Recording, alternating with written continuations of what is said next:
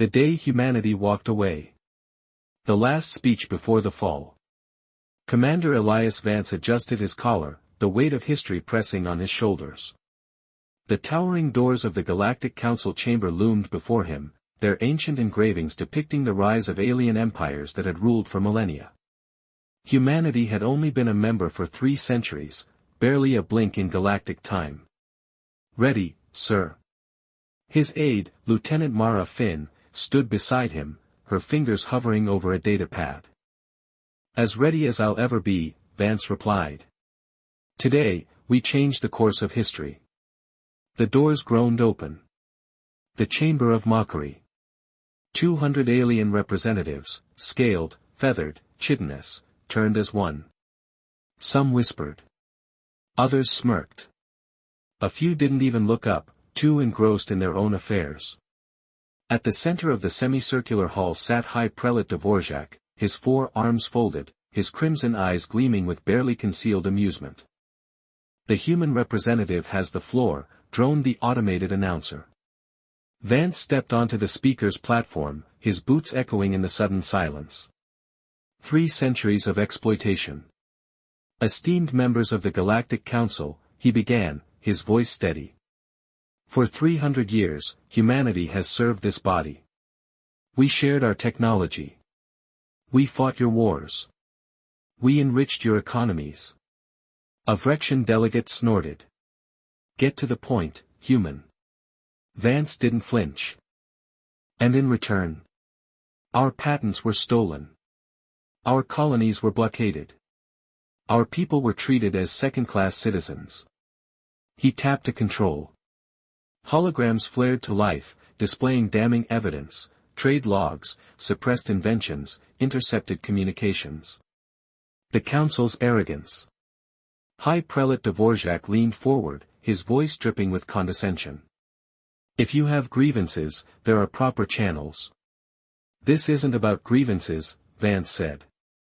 "It's about survival." The chamber erupted in laughter.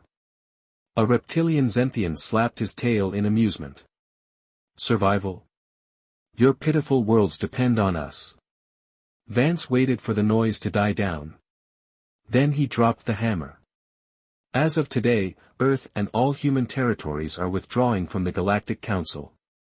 All treaties are void. All trade ceases." The laughter that shook the stars. The reaction was instant.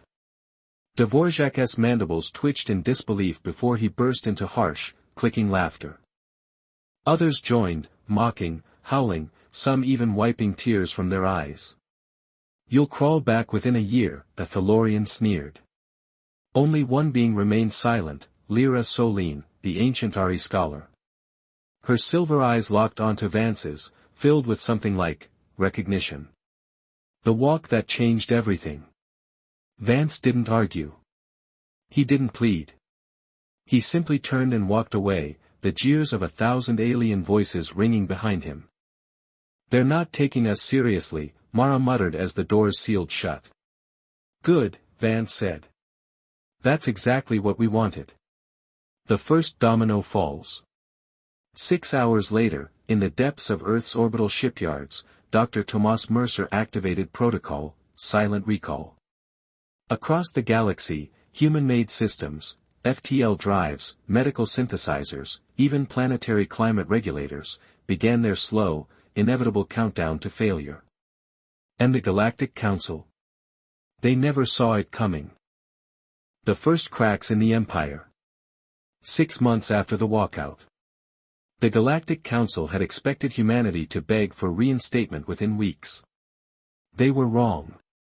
Scene 1, the collapse begins, Spaceport Nexus 7. Captain Rhea Patel watched from her freighter's cockpit as a Vrexian merchant ship drifted helplessly near the docking ring. Its thrusters sputtered, its navigation array dark. "Another one," her co-pilot, Jax, muttered. "Third this week," Rhea said, sipping synthetic coffee. A furious Vrexian merchant, Krax, stormed up to her ship's ramp, his blue scales dull with stress. "Your people sabotaged us," he hissed. Rhea raised an eyebrow. "Our people warned you." Those FTL drives need monthly Earthside updates. No updates. They fail.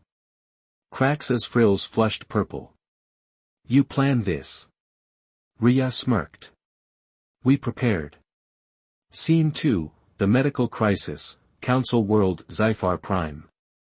Dr. Nalia Voss stared at the empty medbay shelves where human-made nanomedicines once sat. Her Zyphari patients groaned in pain, their immune systems failing without the tailored treatments only Earth could produce. We've sent 11 requests to Earth's medical guilds, her assistant whispered. No reply. Nalia clenched her fists. Contact the black market. Triple the credits. Already tried. The few stocks left, they're only selling to independent colonies now.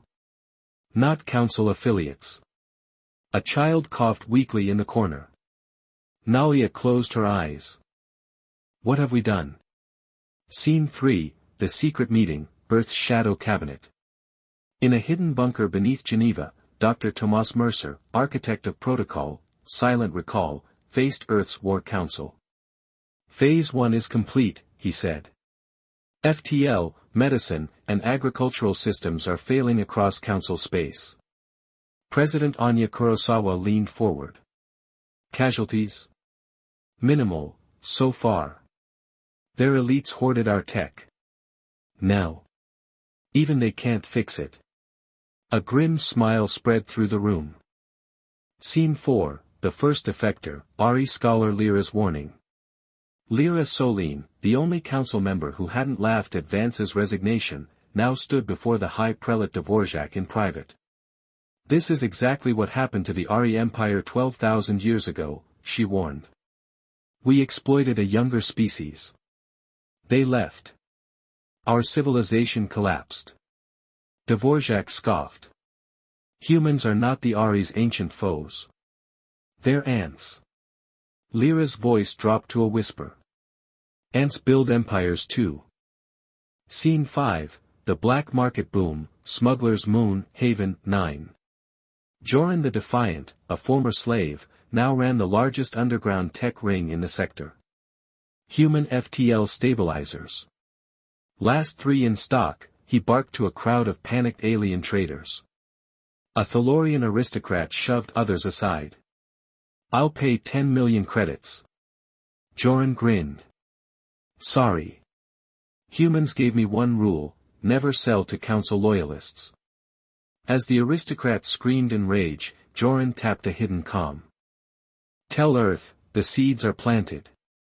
Scene 6, The Council's Desperation, Emergency Session. The Galactic Council chambers, once a place of order, now echoed with shouting. Our entire fleet is grounded. Admiral Krell roared. Food riots on 7 worlds, the Zyphari delegate cried. High Prelate Dvorak slammed his fists. Enough. We will force humanity back. Lyra stood. Or perhaps, we could ask politely. The chamber erupted in outrage. Scene 7, The Trap Springs, Project Black Box, activates.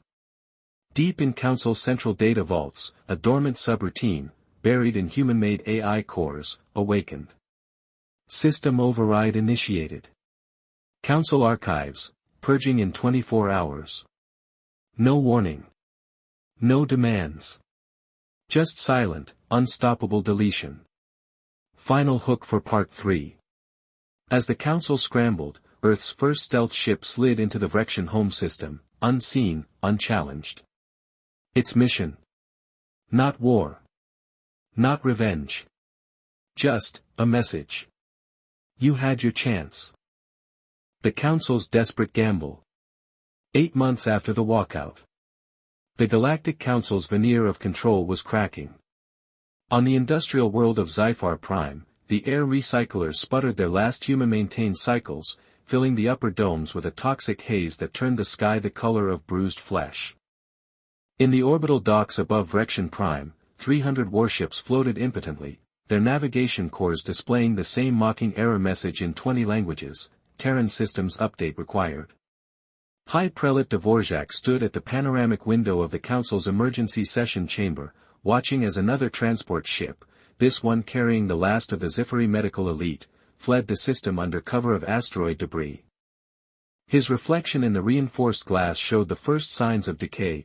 2 of his 4 eyes had developed a milky film from stress-induced gland failure, and his carapace, once a gleaming obsidian, now bore hairline fractures along the thoracic plating. Behind him, the chamber echoed with the sounds of a dying empire. "The humans are doing this," shrieked Ambassador Shiva of the Thalorian Compact, her feathered crest flaring scarlet. "Their sabotage is."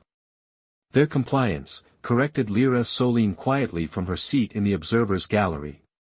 The ancient Ari scholar hadn't been invited to speak, none of the remaining dissenters were, but her voice carried the weight of 12 millennia of recorded history. "They warned us. We mocked them. Now their systems are recalling themselves home, like trained beasts answering a silent whistle." Dvorak's mandibles flexed in a gesture that would have been a sigh, if his species breathed like lesser beings. "Enough. The human infestation ends today." He activated the holographic war table, where a flickering star map displayed the Horizon system, home to the largest human colony outside Sol. "Commander Vexus will lead the 7th Armada to reclaim Horizon. Once we hold their children hostage, Earth will grovel." A murmur rippled through the assembled delegates. The insectoid Crixian ambassador clicked its forelimbs nervously. "And if the humans resist?" Dvorak's remaining eyes gleamed like polished hematite. "Then we burn Horizon to bedrock and broadcast the screams galaxy-wide. The trap at Horizon Colony." Admiral Halden Reeve of Earth Defense Command watched the tactical feed from the bridge of the EDS Vanguard as the Council's armada emerged from FTL in a storm of distorted spacetime. 32 capital ships, twice that in destroyer escorts, their weapons arrays glowing like predators' eyes in the dark. "Right on schedule," muttered Lieutenant Cho at the sensor station. "They even used the staging point our defectors suggested." Reeve allowed himself a grim smile. The so-called traitors who'd fed the Council false intelligence about Horizon's vulnerable defenses had been Earth's deepest operatives, cultivated for decades for this exact moment.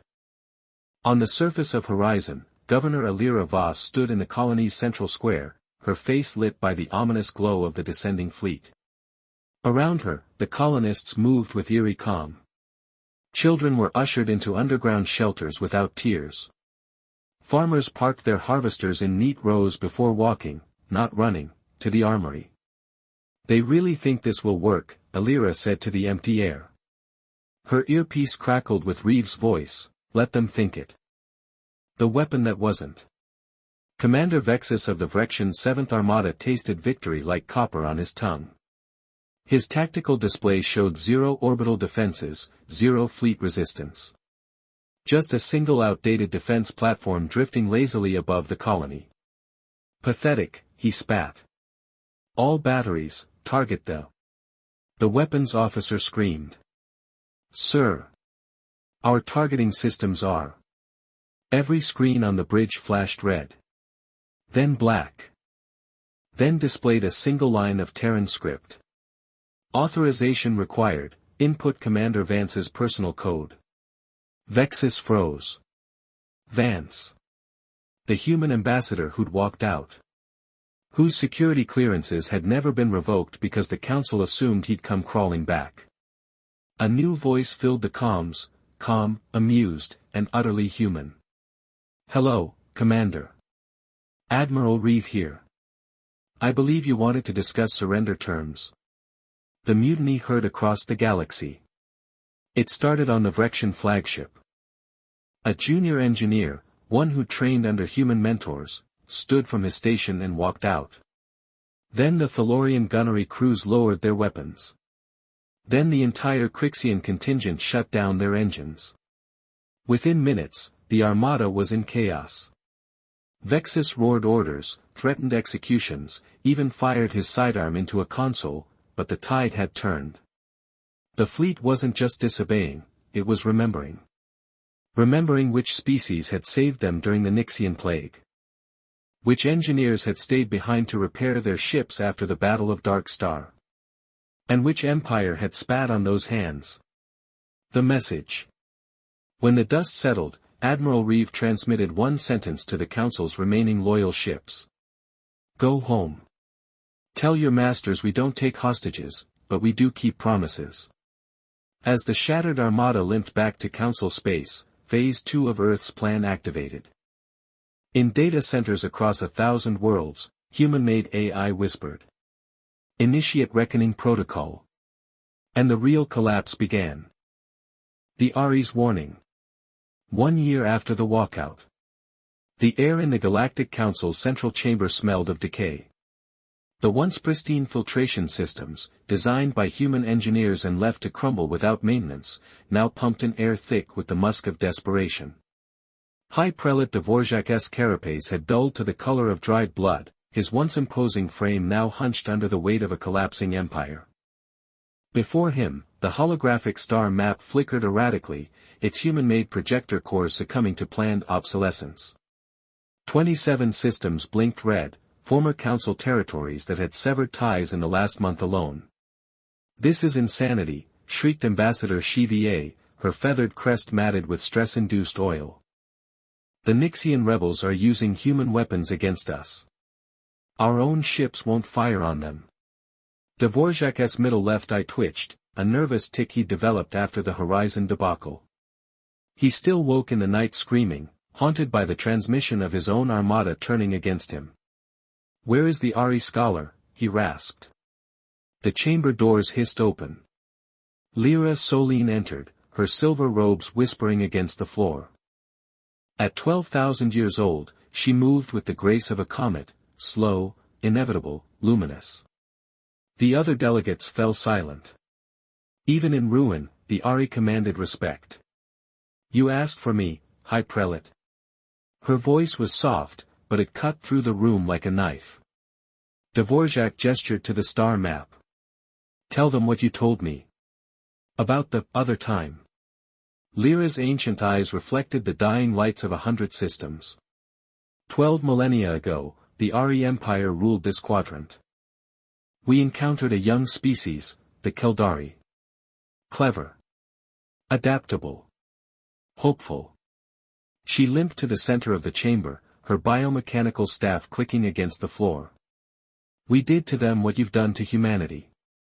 Dismissed them. Regulated their inventions. Treated them as amusing pets. A murmur rippled through the delegates. The insectoid Crixian ambassador shifted uncomfortably. What happened? Lyra activated a personal hologram, a star system imploding. The Keldari warned us.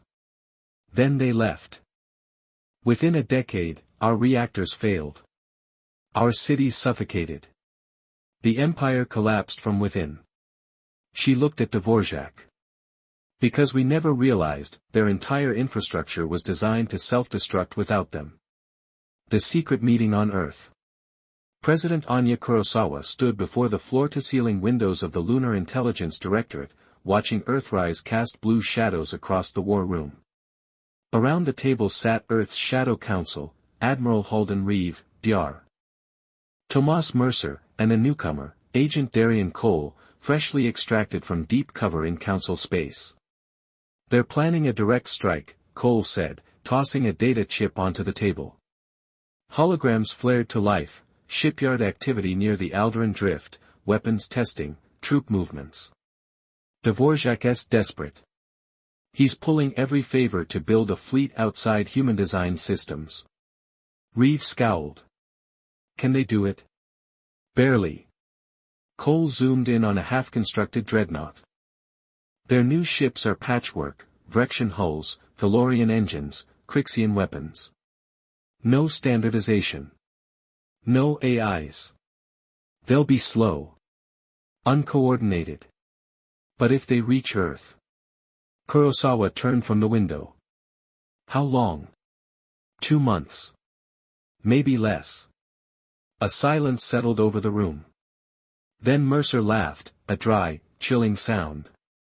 Perfect. Right on schedule. The Ari's pilgrimage. Lyra Soline's private shuttle descended through Earth's atmosphere like a falling leaf. She had never visited a human world before. The council had forbidden it, fearing cultural contamination. Now, as the shuttle's windows filled with the sapphire glow of the Pacific Ocean, she understood why. Earth was alive. Not in the way of council worlds, those sterile, controlled habitats where every blade of grass was genetically neutered. Earth thrummed. Storms rolled across continents with primal indifference. Cities pulsed with chaotic light. Even from orbit, she could feel the planet's heartbeat. Her escort, a young human lieutenant, smiled. Scholar Solene. Dr. Wells is waiting. The historian's revelation. Dr. Henry Wells' study smelled of old paper and whiskey. Ancient leather-bound books lined the walls, their spines cracked with use. Outside, cherry blossoms drifted past the window. "You're the first alien to set foot in this building," Wells said, pouring tea. "Quite the honor." Lyra accepted the cup, her slender fingers brushing the porcelain. "You know why I've come. To warn us. Plead for mercy. To understand." She set down the tea untouched. "The Keldari hated us. Their sabotage was vengeance. But your people, you don't hate the council. You're just walking away." Wells leaned back, sunlight glinting off his glasses. "We learn from history, scholar. Empires fall when they grow arrogant. When they exploit others without understanding their worth." He tapped a hidden control. A hologram bloomed, a map of the galaxy, with 23 new systems highlighted in gold. "The Terran Cooperative," Wells said proudly. "Former council colonies that chose to join us. No threats. No coercion. Just mutual benefit." Lyra's breath caught. The Keldari had burned their oppressors. Humanity was replacing them. The ultimatum. As Lyra's shuttle departed Earth, President Kurosawa transmitted a single message to the Council's remaining loyalists. "We know about the fleet. Stand down, or face total economic isolation." Dvorak's reply came within hours, a declaration of war. But in the shadows, 3 Vrexian warlords, 7 Thalorian houses, and the entire Crixian swarm quietly disabled their ships. They'd read Lyra's report. They remembered the Keldari. And they knew, humanity wasn't bluffing.